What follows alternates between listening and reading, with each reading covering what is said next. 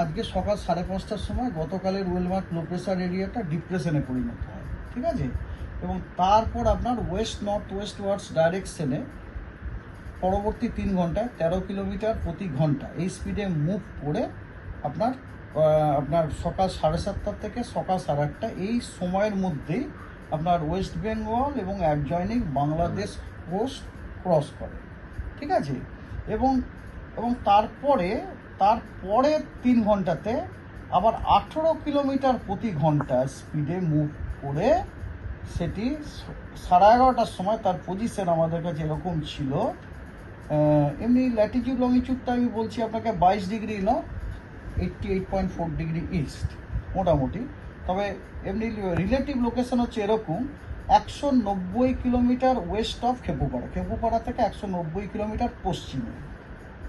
আচ্ছা, 40 কিলোমিটার ক্যানিং থেকে 40 kilometre south ওয়েস্টে, ঠিক আছে। আর সাগর আইল্যান্ড থেকে 50 কিলোমিটার নর্থ ইস্টে, এবং কলকাতা থেকে জাস্ট 60 কিলোমিটার সাউথে। এই হচ্ছে 11:30টা আমাদের, মানে ওটাই মোটামুটি এখন কারেন্ট বলতে পারেন, কারণ এখনো পর্যন্ত আমরা লেটেস্ট বুলেটিন পাইনি। তো ওইটা হচ্ছে পজিশন।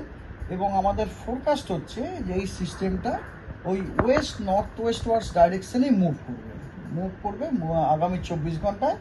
এবং মুভ করার সময় গ্যাঞ্জেটিক ওয়েস্ট বেঙ্গল নর্থ উড়িষ্যার কোস্ট হয়ে ওটাই যাবে।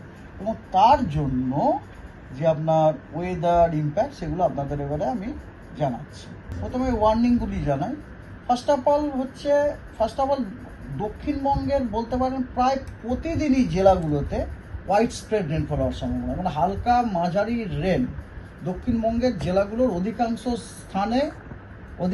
স্থানে এবং মোস্ট অফ দ্য ডেজেরই হওয়ার সম্ভাবনা আছে 30 জুলাই পর্যন্ত, একদম 31 তারিখ জুড়ে। মানে 25 তারিখে হোয়াইট স্প্রেড, 26 তারিখ হোয়াইট স্প্রেড, খালি 27 তারিখটা ফেয়ারলি হোয়াইট স্প্রেড, মানে 28, 29, 30 হোয়াইট স্প্রেড, আর 31 তারিখটা আপনার ফেয়ারলি। তার মানে সপ্তাহে 7 দিনের মধ্যে আপনার 2 দিন হচ্ছে ফেয়ারলি হোয়াইট স্প্রেড রেন, 5 দিন হচ্ছে পুরো হোয়াইট স্প্রেড রেনফল রয়েছে।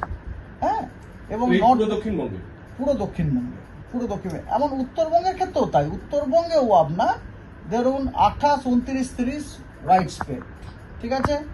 31 তারিখ হোয়াইট স্প্রেড এবং 27 তারিখও হোয়াইট স্প্রেড। মানে উত্তরবঙ্গ এবং দক্ষিণবঙ্গ এই দু জায়গাতেই আপনার সপ্তাহে 7 দিনের মধ্যে 5 দিন আপনি পাবেন। 5 দিন আপনার নট ভারী বৃষ্টি, হালকা মাঝারি বৃষ্টিপাত অধিকাংশ স্থানে, জেলাগুলোর অধিকাংশ স্থানে, ঠিক আছে। এটা আমি স্পেশাল ডিস্ট্রিবিউশন বলছি, এখানে ভারী বা এসবের কোনো ব্যাপার নেই, ওটা আসছি আমি পরে। আর 2 দিন হচ্ছে ফেয়ারলি হোয়াইট স্প্রেড। এবার আসি ইন্টেন্সিটিতে, যেটা আপনি জিজ্ঞেস করছেন ভারী, অতি ভারী ইত্যাদি। সেটা হচ্ছে আজকে দক্ষিণবঙ্গের বাঁকুড়া, পুরুলিয়া, ঝাড়গ্রাম এই এবং পুরুলিয়া না, বাঁকুড়া, পশ্চিম মেদিনীপুর এবং ঝাড়গ্রাম এই 3টি জেলাতে এক্সট্রিমলি হেভি রেনফল হওয়ার সম্ভাবনা যথেষ্ট বেশি। এবং তার সাথে থান্ডারস্টর্ম, লাইটনিং এবং ঝোড়ো হাওয়া ঘন্টায় 40 থেকে 50 কিলোমিটার বেগে ঝোড়ো হওয়ার সম্ভাবনা যথেষ্ট বেশি। সেই কারণে ওই জেলা 3টিতে আজকে লাল সতর্কবার্তা দেওয়া হয়েছে। আগামীকাল কোথাও কোনো লাল বা কমলা সতর্কবার্তা নেই, তবে আগামীকাল দক্ষিণবঙ্গের কিছু জেলাতে বিক্ষিপ্তভাবে ভারী বর্ষণের সম্ভাবনা রয়েছে, যেমন পুরুলিয়া, দক্ষিণ 24 পরগনা এবং বাঁকুড়া এই জেলাগুলোতে 2-1 জায়গায় বিক্ষিপ্তভাবে ভারী বর্ষণের সম্ভাবনা আছে। অ্যালং উইথ বিক্ষিপ্তভাবে থান্ডারস্টর্ম, লাইটনিং এবং ঝোড়ো হাওয়া 30 থেকে 40 কিলোমিটার। এবং দক্ষিণবঙ্গের অন্য জেলাগুলোতেও কিন্তু বিক্ষিপ্তভাবে থান্ডারস্টর্ম, লাইটনিং হওয়ার সম্ভাবনা রয়েছে এবং তার সাথে ঝোড়ো হাওয়া 30 থেকে 40 কিলোমিটার। জলপাইগুড়ি এবং আলিপুরদুয়ারে বিক্ষিপ্তভাবে ভারী বর্ষণের সম্ভাবনা আছে আগামীকাল। 27 তারিখে দক্ষিণবঙ্গের কেবলমাত্র মুর্শিদাবাদ এবং নদিয়া এই 2টি জেলাতে বিক্ষিপ্তভাবে ভারী বর্ষণের সম্ভাবনা আছে, তার সাথে থান্ডারস্টর্ম, লাইটনিং, ঝোড়ো হাওয়া 30 থেকে 40 কিলোমিটার। আর দক্ষিণবঙ্গের অন্যান্য সব জেলাতেই বিক্ষিপ্তভাবে থান্ডারস্টর্ম, লাইটনিং এবং ঝোড়ো হাওয়া ঘন্টায় 30 থেকে 40 কিলোমিটার হওয়ার সম্ভাবনা আছে। তবে কোনোটাতেই কমলা বা লাল সতর্কবার্তা নেই, সবগুলোতে কিন্তু হলুদ সতর্কবার্তা আছে। আর উত্তরবঙ্গের দার্জিলিং, কালিম্পং, জলপাইগুড়ি, আলিপুরদুয়ারে বিক্ষিপ্তভাবে ভারী বর্ষণের সম্ভাবনা রয়েছে। 28 তারিখে দক্ষিণবঙ্গের নদিয়া এবং উত্তর 24 পরগনা এই দুটি জেলাতে বিক্ষিপ্তভাবে ভারী বর্ষণের সম্ভাবনা আছে। আর দার্জিলিং, জলপাইগুড়ি এবং 2 দিনাজপুরেও বিক্ষিপ্তভাবে ভারী বর্ষণের সম্ভাবনা আছে। 29 তারিখে উত্তর 24 পরগনা, দক্ষিণ 24 পরগনাতে কমলা সতর্কবার্তা দেওয়া হয়েছে ভারী থেকে অতি ভারী বর্ষণের জন্য।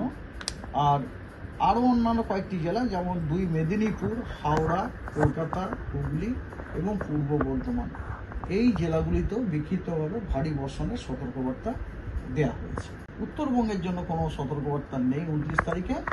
30 তারিখে দক্ষিণবঙ্গের পশ্চিমের কিছু জেলা যেমন পুরুলিয়া, বাঁকুড়া, পশ্চিম বর্ধমান, পূর্ব বর্ধমান এবং বীরভূম এই জেলাগুলোতে বিক্ষিপ্তভাবে ভারী বর্ষণের সম্ভাবনা রয়েছে। আর 31 তারিখে কেবলমাত্র বীরভূম এবং মুর্শিদাবাদ এই 2 জেলাতেও ভারী বর্ষণের সম্ভাবনা রয়েছে। ঠিক আছে, এবারে কথা হচ্ছে যে এই যে এটা তো দুর্যোগপূর্ণ ওয়েদারের জন্য আমাদের ডিপার্টমেন্ট কিছু এই ঘটনা, এই দুর্যোগপূর্ণ ওয়েদারের যে ইম্প্যাক্ট, সেই ইম্প্যাক্টের ব্যাপারে কী কী সতর্কীকরণ আছে সেগুলো আপনাদের সাথে অলরেডি শেয়ার করা হয়েছে, সেইগুলো আর নতুন করে আপনাদের জানাচ্ছি। Lightning is always associated with thunderstorm cloud, যেটাকে আমরা বলি সিভি ক্লাউড, কিউমুলোনিম্বাস ক্লাউড।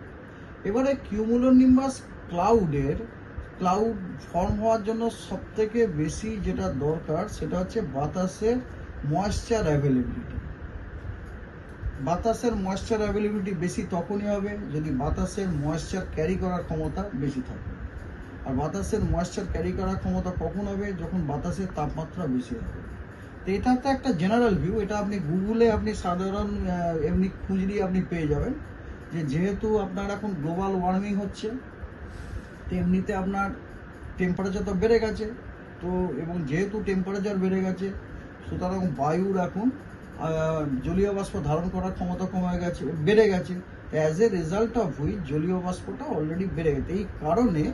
এই কারণে কথা হচ্ছে যে থান্ডারস্টর্মটাও বেড়ে গেছে, থান্ডারস্টর্ম রিলেটেড যে আপনার বজ্রবিদ্যুৎ এটাও বেড়ে গেছে। আপনার মেন থিং হচ্ছে যে extremeness of every weather has increase.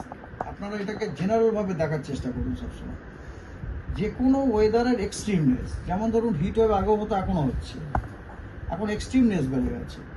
থান্ডারস্টর্মের সাথে এই যে উনি যেটা বললেন মৃত্যু, হ্যাঁ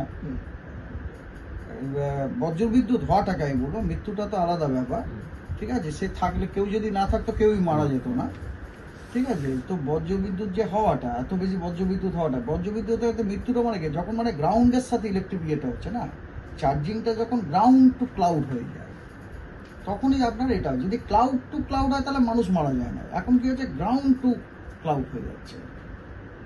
এবারে কথা হচ্ছে চার্জিং কেন হবে না, এই এত গ্রাউন্ড টু ক্লাউড হওয়ার কারণ।